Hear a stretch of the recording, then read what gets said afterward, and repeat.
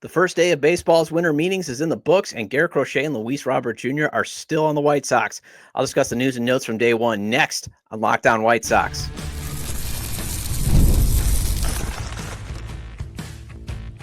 You are Locked On White Sox, your daily Chicago White Sox podcast. Part of the Locked On Podcast Network, your team every day. Hello, I'm your host, Todd Welter, a lifelong Sox fan and the site expert of SouthsideShowdown.com, part of the FanSided Network, and also I've covered Major League Baseball for outlets such as the Associated Press. And thanks for making Locked On White Sox your first listen every day, part of the Locked On Podcast Network, your team every day. Make sure to hit the like button on today's episode, subscribe to the YouTube channel at Locked On White Sox if you've not done so already, and also follow or subscribe to the show at wherever you get your podcasts. Well, Chris Getz spoke candidly during day one of the winter meetings regarding Garrett, Crochet, and Luis Robert Jr.'s trade market, along with an interesting nugget regarding shortstop that I'll discuss first. Then the Milwaukee Brewers are reportedly interested in Crochet, and I talked with Dave Gasper of reviewingthebrew.com and Milwaukee sports radio station 97.3 The Game about what the Brewers can offer. And finally, Will Venable's coaching staff was announced. Let's discuss if Venable should have been able to hire a whole new staff, since there are a lot of familiar faces returning. And you can start the season with a big return on FanDuel. New customers can place a $5 bet, and you'll get started with $150 in bonus bets if you win your first $5 bet. Visit FanDuel.com to get started. So I'm not surprised Garrett Crochet was not dealt yesterday. You know, basically day one should have been the day of collecting offers, and it sounds like that's what Getz was doing. However, two quotes Getz gave is another indication he might still be in over his head. One of them was he's still looking for a right fielder. You know, and as Shy, at Shy Sox fan Mike tweeted out, the Sox have been looking for a right fielder since the Obama administration. And I thought Austin Slater was supposed to be that answer. He was supposed to be your top target. But guess what the White Sox did late last night? They signed Mike Tauchman, former Cubs outfielder. And, okay, you get a guy who had a 360 on-base percentage the past two seasons with the Cubs, a 112 WRC plus against right-handed hitting. Fine. Again, it's at least guys that, have been productive. It's, not like obviously great productivity, but solid production for a platoon, and maybe it's a sign that they don't think Dominic Fletcher's going to be able to hit and that he's nothing more than a glove outfielder. So it can't hurt. And if Tauchman does produce the same numbers, maybe a little bit of a higher average, stays healthy, you can flip him at the deadline too. So fine, but another quote he gave just gives me that feeling that he's still in over his head. And yes, I'll admit I'm scarred from the Eric Fedde, Michael Kopech failure. That was, getting Miguel Vargas and a prospect with a broken leg was just a waste of an asset in Eric Fedde and Michael Kopech. It was definitely not meeting the moment, and you got to meet this moment. But Getz did point out, the experience he had in the Dylan Cease trade, is giving him, more confidence and more preparation and, more feeling that he can pull off another good trade just like he did with the Dylan Cease trade. And he did pull off a good trade, in my opinion. And he said the team wants bats, but did open the door for more pitching. And, okay, talent is talent. You should never turn down, if there's a guy that they're willing to offer that happens to be projected as an elite pitcher, you shouldn't be like, no, I can't. I don't want that. But you're pretty good pitching wise. You do need to probably stick to your guns on probably wanting more impactful bats because there's a dearth of them in your system. It's barren. You got maybe four guys, and one of them is at single A that project to be an impactful bat. Maybe five Jarrell Perez who could salvage that Fedde trade. But otherwise, you got, Brian Ramos, Edgar Caro, Colson Montgomery. That's it. Maybe Wilfred Veras with his power. You need more impactful bats in your system. And it does sound like Getz at least has the ability to trade Crochet to the Cubs. Again, that's an ideal trade partner. As Crochet said, him and Jed have talked, although they talk all the time because they have a lot of coffee together. And it sounds like he is really, really motivated to trade Luis Robert Jr. And he also briefly discussed his expectation for top hitting prospect Colson Montgomery. And I think it's a fair one. So let's get into what Getz said about Crochet's trade rumors. And man, he was very candid. I mean, it basically does sound like unless he does not get the offer that he wants, kind of like in the Dylan Cease, situation last offseason, Garrett Crochet is gone. Like, throw the possible extension completely out the window. He is pretty much gone unless a team is, and it sounds like there's a bunch of teams bidding for him, doesn't give him the price that he's asking for. But this is from James Fegan's write-up in SoxMachine.com. Quote, he's a guy that went out last year and has proven that he's a top pitcher in our game, Getz said. The market comes to you. It does. I think we showed we were very patient last year with Dylan Cease and trying to find the right fit for us. Going through that last year is only going to benefit us this year. Understanding the behaviors and predictive natures of other organizations allow us to be a little bit more measured this offseason, end quote. And then this is a kind of a tweet and quote that CHGO White Sox beat reporter Vinny Duber shared on X, formerly Twitter. This is at Vinny Duber. Chris Getz said that the Sox want the best players in return for Garrett Crochet, regardless of level. He said the Sox are, quote, dialed in on position players, but won't turn down quality pitching. Quote, we're looking for an impact, end quote. And Chris Getz says it's a possibility Sox trade Garrett Crochet at winter meetings, but there's no rush. Quote, there's a lot of conversations going on. We're not going to force anything, but if it comes to us, then we're not scared to pull the trigger on something that will help us, end quote. So him sharing his Cease trade experience is why I'm not totally upset about this next quote that I'm going to share that Jesse Rogers shared on Twitter. This is at Jesse Rogers, ESPN. Chris Getz on Crochet, quote, there are some teams that are more sincere, aggressive in parentheses, than others. We're still kind of learning. Those conversations will be ongoing. While we're here, we're going to do the best we can for the White Sox. And if that means we make a move, we make a move. But it's okay if we don't, end quote. All right, so the only reason I don't like that quote is you should not be at the point of learning who is sincere and who isn't. First of all, you went through this in the Dylan Cease experience last year. You should already know that the Braves are not going to pay your astronomical price. They compared it to you asking for the stars in the sun, which you rightfully should have asked for, because that's when Dylan Cease's trade value was when it was at its peak. Same thing with Garrett Crochet right now. Also, the market coming to you. Of course, the market's coming to you, Chris. You don't have to trade Garrett Crochet. You have him under team control for 2 more seasons. You get to set the price because, again, you don't technically have to trade him. The only true trade deadline on Garrett Crochet is July 2026, because that's when he's going to be a free agent after the 2026 season is over. And even then, maybe he's rebuilt his value up so much that if you couldn't get your price, you could maybe get a first-round pick in compensation. You even have that mitigant possibly on the table. But even then, you do not have to trade him until 2026. You could also extend him, but obviously that is completely off the table. I just don't like that he's like, we're still at the learning experience. You've been in this job for 1.5 years now, buddy. You should already know who's sincere and who's trying to rip you off, the Dodgers. But stop, the only reason why I'm not totally hammering on him is, one, he did do a good job in the Dylan Cease trade, and he doesn't have the shackles of having to bring in talent that's close to the big league level.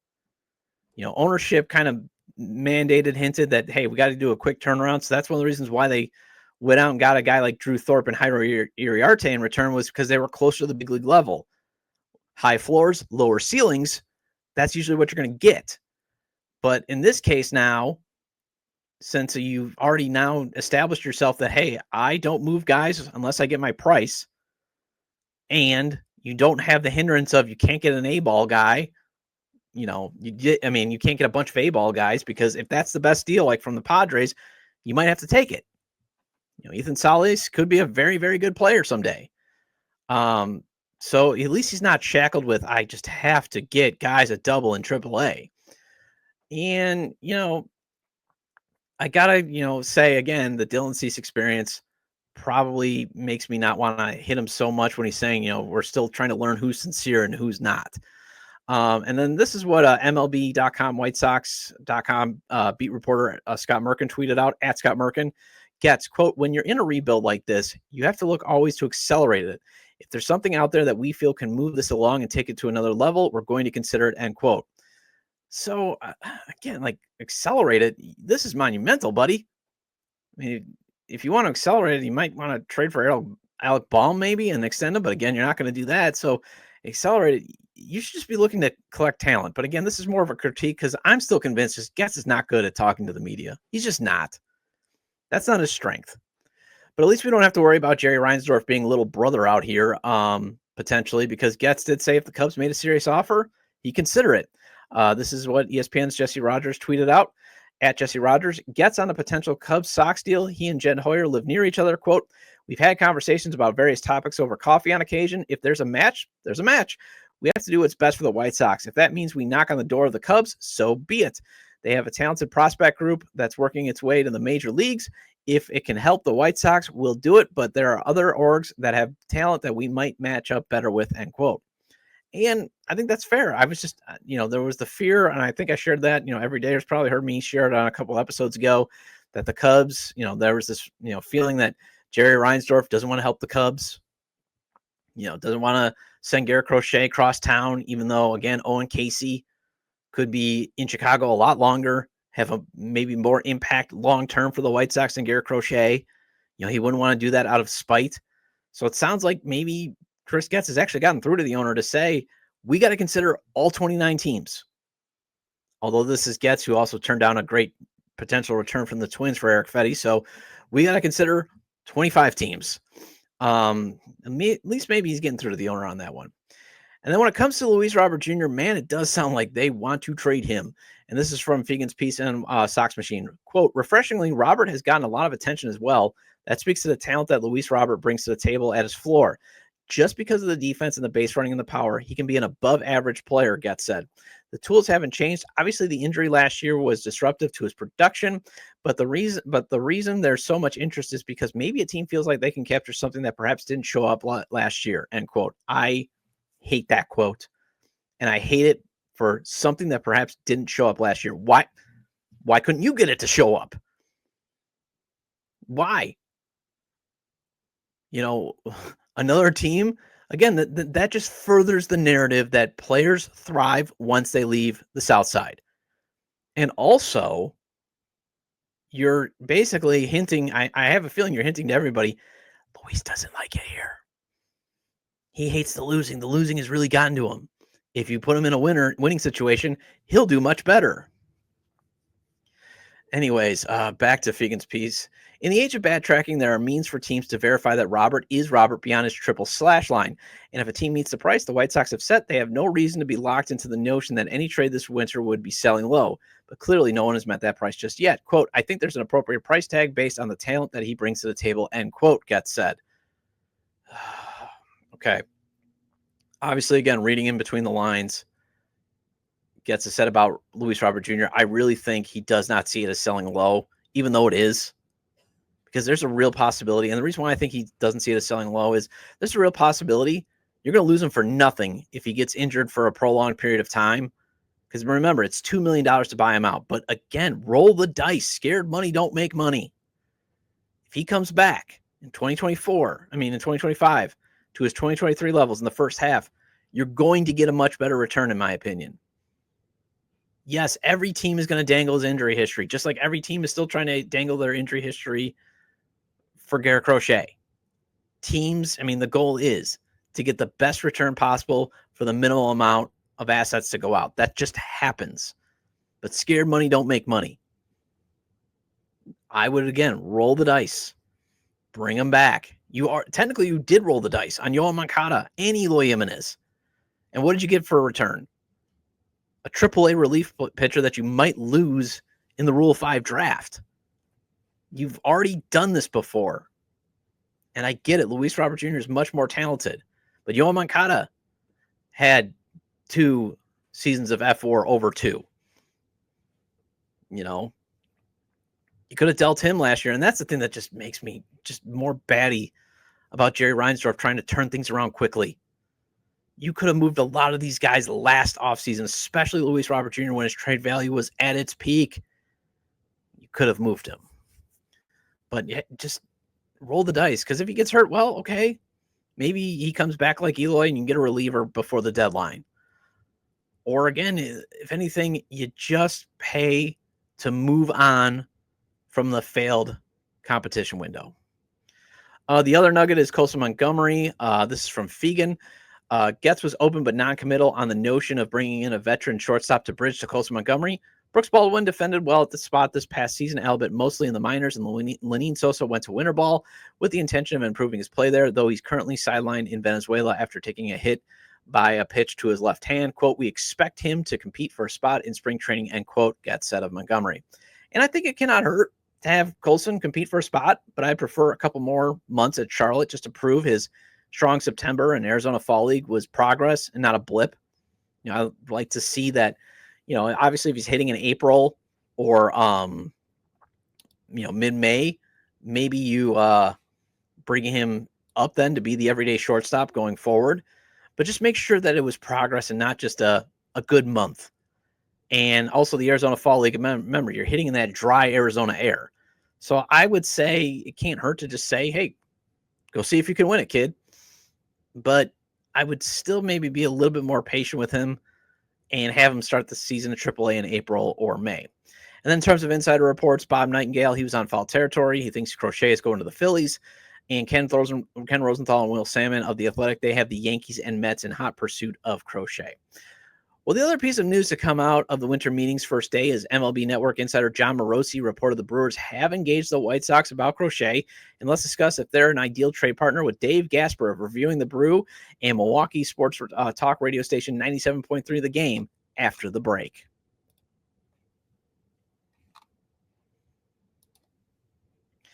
Get ready to tackle the NFL action with FanDuel, America's #1 sportsbook, because right now new customers can bet $5 and get $150 in bonus bets if you win. The FanDuel Sportsbook app gives you everything you need to place live bets on the NFL all in one place. So when you get a hunch in the middle of the game, you can check out the latest stats, view live play-by-play, and so much more on the same page where you place your bets. And I always maintain FanDuel spreads, over, under, and money lines are fun to play. But if you want to win big or at least double your money, FanDuel's parlays, props, and futures is the way to go. Right now, FanDuel has a plus 8,000. Justin Jefferson and Jordan Anderson each having 100+ receiving yards and a touchdown or more in next Monday's Minnesota and Chicago game. $10 on that, and if it hits, it pays out $800. Just visit FanDuel.com to join today, and you'll get started with $150 in bonus bets if you win your first $5 bet. That's FanDuel.com. Never waste a hunch and make every moment more with FanDuel, an official sportsbook partner of the NFL. 3, 2, 1. Welcome back to Locked On White Sox. I'm your host, Todd Welter. Again, make sure to hit the like button on today's episode and subscribe to the YouTube channel at Locked On White Sox if you've not done so already. And if you can't catch the show on YouTube, Locked On White Sox is available on all major podcast platforms, so make sure to follow or subscribe on places such as Apple or Spotify. Either way, get your 30-minute fix of Chicago White Sox baseball venting with me. So MLB Network insider John Morosi tweeted out that the Brewers are among the teams that have engaged the White Sox about Garrett Crochet. So I sat down with Dave Gasper of ReviewingTheBrew.com and Milwaukee Sports Radio Station 97.3 The Game to discuss what the Brewers have to offer. All right, Dave. Sox GM Chris Getz just said that the Sox may acquire pitching for Crochet. So in your recent write-up, you proposed righty Jacob Mizrowski, third baseman Eric Batani, and righty Bishop Letson. Tell me why the Sox would take that deal. So I think for the White Sox, I mean, it's going to take one of the Brewers' kind of big three prospects between Mizrowski, Jesus Madej, and Cooper Pratt. I think those are going to be kind of what they're shooting for as a headliner. And Mizrowski, I think, is the one that the Brewers will be most willing to part with of that group. With his, his talent, his arm talent is insane. But there's still some questions about whether he can be a starter or a reliever. The Brewers do believe that he can still be a starter. And I think that the Brewers can get him there, but with those kinds of question marks, I think he's someone that they'd be more willing to part with rather than those two big, star hitting prospects that they have.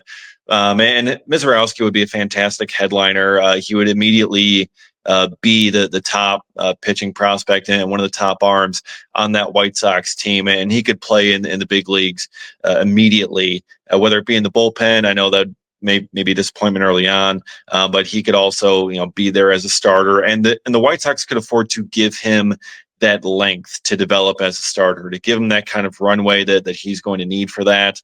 So Mizrowski, I think, would be a very, very good headliner for the White Sox to get back. Batanti is a very powerful, corner infield prospect, ton of pop, and he actually showed some really good contact ability this year too. I mean, he hit over 280. He kept the swing and miss pretty low, actually, in his first year in full season ball. That was a major question mark coming out of the draft, but he showed some real improvement there in his first season in pro ball. And then Bishop Letson has been an arrow up guy for the last year or so, just with what the Brewers have done with him in the pitching lab. He was an 11th round pick out of high school in 2023, but he signed for like 4th or 5th round money. Really kind of highly talented player, and he's got an arrow up next to him. So those are 3 really solid, really good prospects. We got Mizorowski, who's very close to the big leagues, that he can get that kind of run with the White Sox. And you got 2 guys who are maybe a bit further down, but may fit also with the next contention window that the White Sox are planning for. Yeah, and I know he did a good job of sometimes mowing down the Double-A Birmingham Barons, because a few times that I would check out Barons games, because that was better to watch than White Sox games, he was pitching sometimes, and I think he was pitching. He made it all the way to Nashville, right, this year? Yes. Yeah. He made it to Nashville at the end of the year, and they put him in the bullpen there to try and prepare him for a big league call-up that they ended up not needing. Yeah, and he can fire that. I mean, he if I recall, he can hit about 99 on the gun, right? He's got gas. Yeah. He can throw 100 miles an hour, and he's 6'7", getting great extension down the mound. So I mean, at 99, 100, it's coming at the hitter at like 104. Yeah, and obviously he's a right-handed pitcher, so the Sox do like big pitchers. Granted, they like lefty, but I could see that. But why are the Brewers even interested in Crochet, especially since they have Freddie Peralta, Aaron Savalier, Tobias Myers, plus Brandon Woodruff might be coming back. DL Hall, they've always potentially looked at as a potential starter, and you still got Ashby there too. So why are they interested in Crochet? Well, I mean, I think for one, the same reason anyone's interested in Crochet. He's a very, very talented pitcher that is available for very cheap in terms of salary, at least for the moment. And really just kind of with that talent. And I think the skill set that he brings, the pitch metrics, the analytics, that kind of stuff, it all fits the Brewers mold in terms of what they like in their pitchers. So I think that could be why they're interested in making this kind of move. Brandon Woodruff, you really don't know what you're going to have with him coming back from shoulder surgery, missing all of last year. You don't know if he's going to be the same again. Freddie Peralta, he does have ace level potential, but he also has his ups and downs and his consistency problems. That makes it hard to rely on him as a true ace, similar to what Woodruff has been, to what Corbin Burns has been. So I think that's why they're looking to maybe get that more sure ace type of guy in Garrett Crochet, because Savale, not really an ace. Tobias Myers pitched really well, but he was a rookie. Kind of don't know what his second year is going to look like. So you got kind of some question marks in the rest of this rotation. So I think adding that kind of bona fide top of the rotation guy in Crochet that fits the mold of the pitchers that the Brewers tend to like, I think that's why that they're interested in this deal. How the heck did the Brewers fix Tobias Myers? Because he was in the White Sox organization, if I recall. And yeah, he comes out and he pitches, lights out. He helps kind of turn around. Not turn around. He helps keeps the Brewers at the top of the division when a lot of people expected the Brewers to take a step back. Yeah, Tobias Myers, I mean, that's really kind of been incredible how they've handled him and just kind of developing him. The work that they've done with him in the minor leagues has been incredible, and just tweaking his pitch mix, tweaking the things he needs to do, and just getting his mindset. That's really kind of what's helped him so much. And the Brewers have a machine with pitching development, the pitching lab, as we call it. Send them to the pitching lab and they come out just absolutely phenomenal. So Myers is one of those guys that, he's benefited from the Brewers pitching development system. He gets a year in it in the minor leagues, and all of a sudden he comes up and he's got the attitude and he's got a full pitch mix, being able to command it. And that's just kind of helped him blossom here in a way that someone else wasn't really able to unlock. I mean, he was a 6th round pick by Baltimore in 2016. I mean, the talent everyone has kind of known is there. And I feel like for a lot of these prospects, that talent really is there, and just their struggles in the minor leagues or whatever it is are more likely due to not being used correctly or not being able to play the way that they need to play, whatever changes that that teams are trying to make to him. So I feel like the Brewers kind of allowed him to get back to his more natural self and just kind of make the tweaks on the edges that just make him that much more successful. Yeah, what I think sometimes too is, like when you look at Twitter and some of the prospects that share their stories, sometimes it's too they get hurt and they're afraid to say that they're hurt because the train will just pass them by.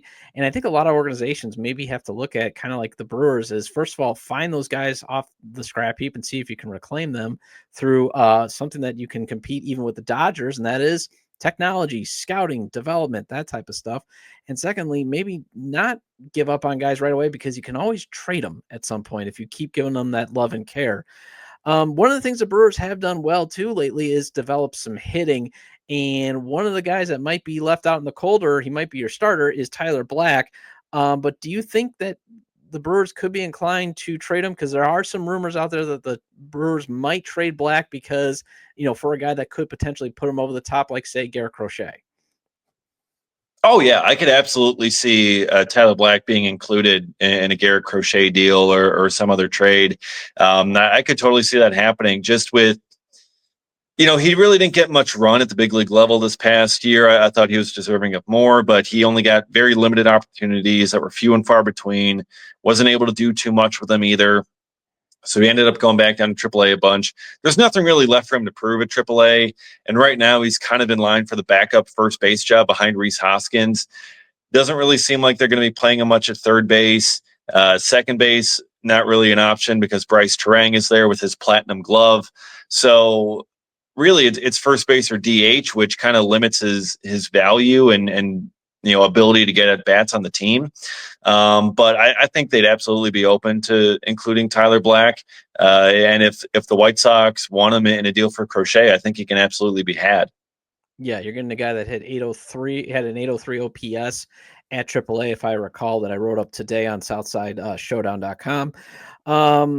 The Sox are also willing to take on players still at A ball. Would Cooper Pratt, the Brewers, one of their top prospects, he's number 57 in MLB pipeline. Would he be part of a package, or are they going to say, you know what, let's hold on to him in case Joey Ortiz maybe doesn't pan out at short and they move him back to third?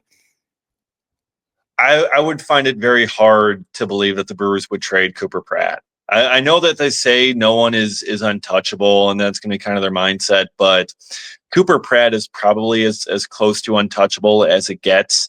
I just don't see them being willing to move him.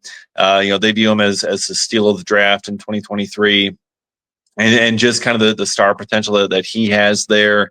I think certainly with that uncertainty on the left side of the infield, I think they're going to want to hold on to him. I think certainly, yeah, he would make sense as a headliner for Crochet, but I don't think the Brewers would be willing to part with him.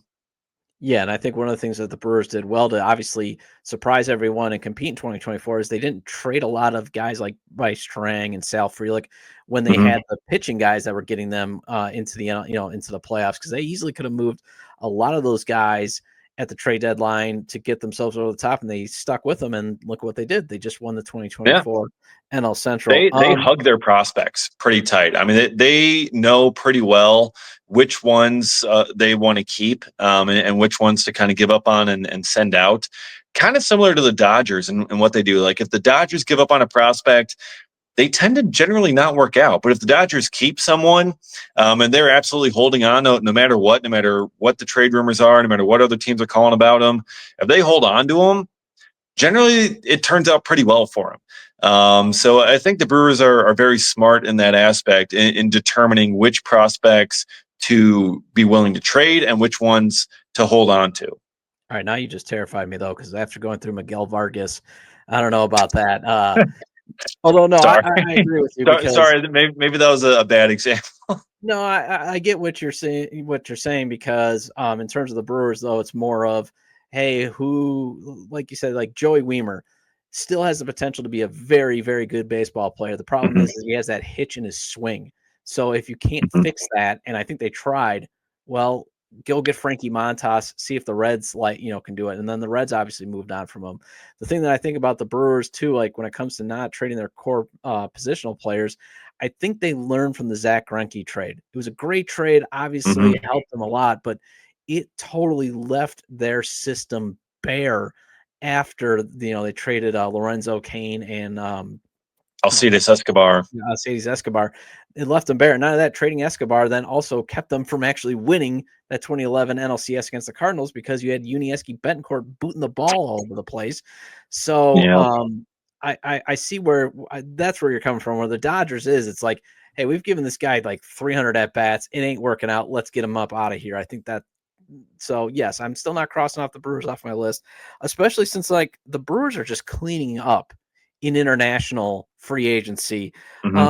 Any potential flyers the Sox could get, because the Sox international free agency has just been terrible. They actually had to completely rehaul their department lately, and that's also a great way to get a player like, say, obviously he's not on the table, but a player like Jackson Chourio. Is there anybody available that the Sox could get, lottery ticket wise? So let's see. Let me try and pull up the list here. I think from the international space, I mean, Luis Lara is someone that I think, he's an A-ball player, really good hit tool. I think he's someone who maybe could fit. Yoferi Rodriguez maybe could be a headliner for that. I'm not sure if the Brewers would be willing to part with him. Left-handed hitting outfielder. He was signed in 2023. Just, really good, power speed combo above average and pretty solid hit tool. Held his own pretty well in low A this year, hit 250, but 726 OPS, 7 homers, 23 doubles, 59 walks. So he put up some pretty solid numbers. I'm not sure if the Brewers would be willing to part with Rodriguez, but I think Luis Lara is certainly there. That could fit from the international side. Rodriguez could be there again. Jesus Made, I don't think he's on the table either here. Luis Pena would be another flyer. He was in the DSL this year, put up some really good numbers. I'm not sure if the Brewers want to give up on him early on here. But okay, let's see. Oh, Yadhira Rynamo. He's another one who he was an A-ball. He was in high A this year, hit 301 this season with 30 doubles and 10 homers and 32 stolen bases. He struck out only 52 times in 425 at-bats. So he is a contact machine. He steals bases, has some pop that's brewing there, and he's a 297 career hitter. He's hit over 300 each of the past 2 seasons. So Arynamo is another one who's, he's kind of lower down on the prospect list, kind of maybe a utility guy, but that bat has been really good. Yeah, and the White Sox, what they need is they need power bats, or they need bat-to-ball guys that can obviously put pressure on the defense. That usually what plays well to guaranteed rate field. Kind of the same type of lineup that you want at American Family Field. Power bats with guys that can really run the bases, that can put some pressure on the defense. Well, Dave, I really appreciate your time. And also, if you're looking for a contract extension, what would it cost Garrett Crochet? We talked about it off the air, but I think he's going to probably look for some Tyler Glasnow money. You might be able to get him at the $90, $100 million range, but the guy just keeps clearing every single hurdle. So obviously I would love for him to go to the Brewers. That's my backup team. So, hey, I'll do business with you. Yeah. I mean, I feel like, an extension being included as part of the trade would certainly help the White Sox get a much better return back and maybe convince the Brewers to give up someone like maybe a Pratt or a Mizorowski or a Yoferi Rodriguez if they can get those extra years of team control. So, if that can be part of it, if the White Sox can work that in, they can get a much better haul back for Crochet. So we'll see how it plays out, but well, I'll certainly be very invested alongside with you. The Sox did announce our coaching staff for manager Will Venable's first season. Lots of familiar faces, and let's discuss if that's a good thing next on Locked On White Sox.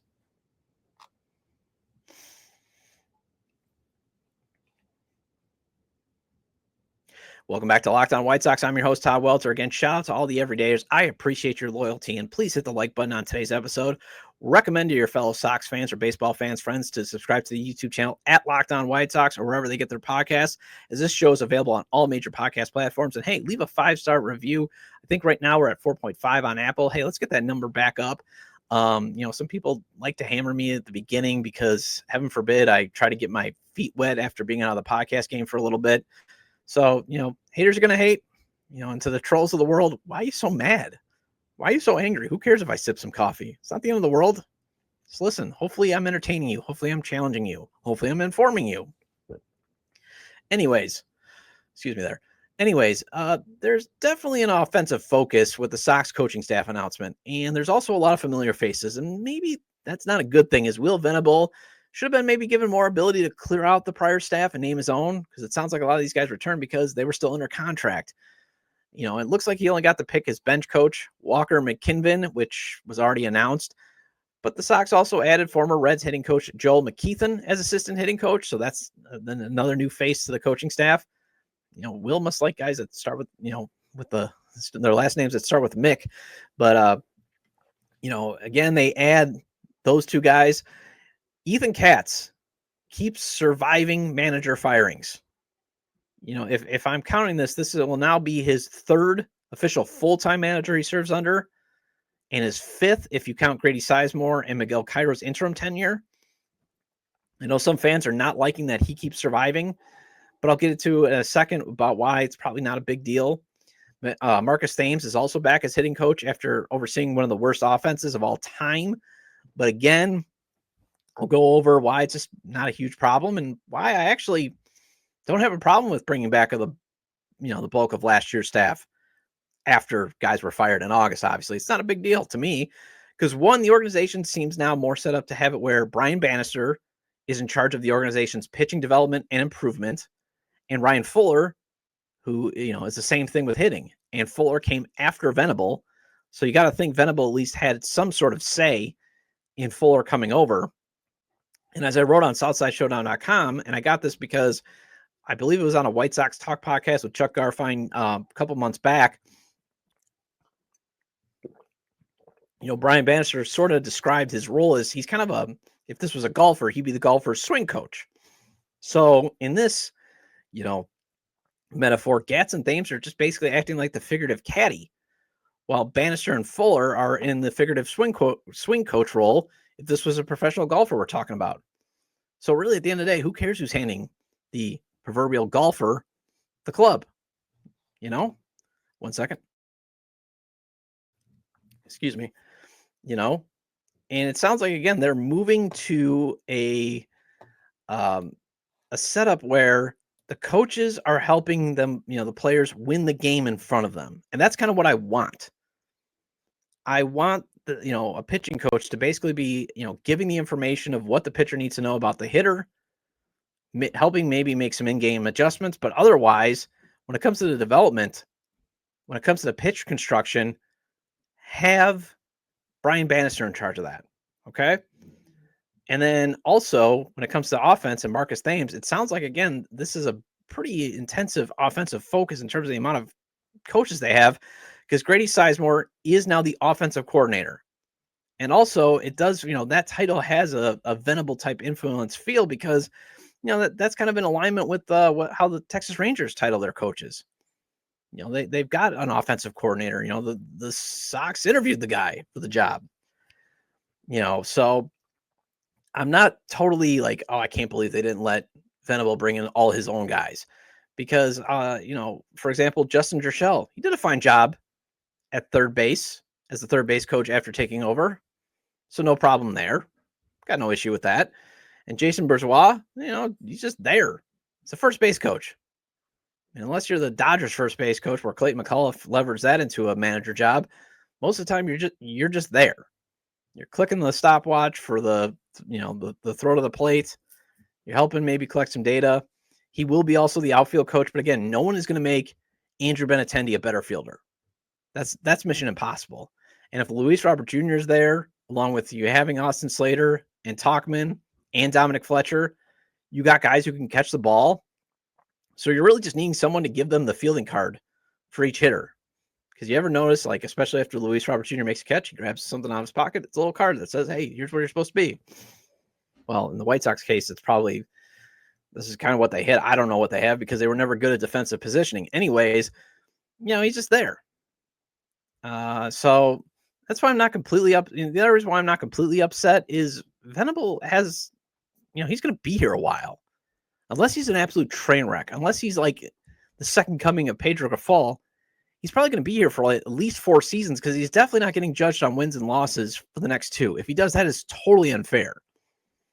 So he's going to be here for a while. So he's most likely going to outlast Katz and Thames. That's just my thinking. Well, that wraps up this edition of Locked On White Sox. Thank you for making Locked On White Sox your first listen today. For your second listen, find Locked On MLB. Baseball guru Sully brings a daily blend of humor and baseball, keeping you updated on every rumor and story throughout the offseason. Find Locked On MLB on YouTube or wherever you listen to your podcast. And I'll be back tomorrow to go over who the Sox could take in the Rule 5 draft and more news from day 2 of the winter meetings. And also, again, if Garrett Crochet is traded today, be on the lookout. I might have a live bonus episode, or I'll definitely have a bonus episode. And also I might have a segment then on the next day, a crossover segment with the host of whoever the Sox trade Crochet to. Feel free to leave comments about today's discussion regarding what GM Chris Getz had to say during day 1 of the winter meetings, the Brewers being interested in a trade for Garrett Crochet, and the coaching staff being officially announced. You can leave them at the episode page on YouTube, X, formerly Twitter, at Todd J. Dub, or at Locked On Sox, or you can email me at lockedonwhitesox@gmail.com. Have a great day. I will see you tomorrow.